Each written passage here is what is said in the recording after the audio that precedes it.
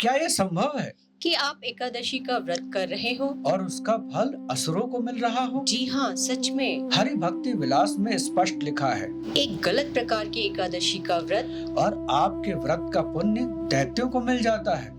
तो वह एकादशी कौन सी है? और कैसे पहचाने? आइए आज इसका रहस्य खोलते हैं। हरि भक्ति विलास अध्याय 12 श्लोक 199 कहता है, एकादशी दो प्रकार की होती है। पहली शुद्ध एकादशी। दूसरी विद एकादशी। विद का अर्थ है मिश्रित यानी कंटामिनेटेड। और विद भी दो प्रकार की होती है। दशमी विद जो दशमी से मिल जाए, और द्वादशी विद जो द्वादशी से मिल जाए। अब ध्यान से सुनिए, द्वादशी विद स्वीकार है क्योंकि उसमें श्री हरि का वास है। लेकिन दशमी विद पूर्णतः वर्जित है। क्यों?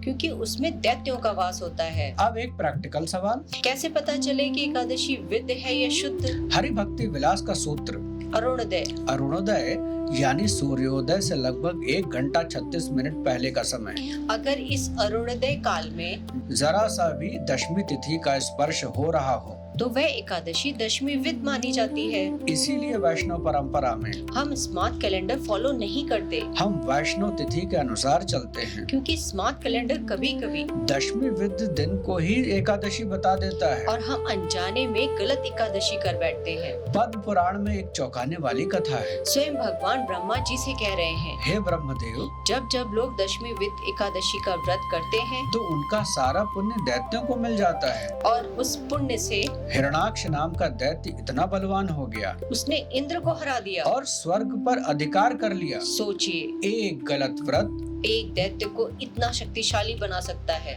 इसीलिए शास्त्र चेतावनी देते हैं। व्रत करना है तो सही से करिए। इसीलिए श्रीला प्रभुपाद हमेशा कहते थे, हमेशा वैष्णव कैलेंडर फॉलो करो, क्योंकि वह हरि भक्ति विलास के नियमों पर आधारित है। एकादशी सिर्फ श्रद्धा नहीं मांगती, अलर्टनेस भी मांगती है। सही दिन, सही नियम, सही भाव। और तभी कृष्ण प्रसन्न होते हैं। हरे कृष्णा।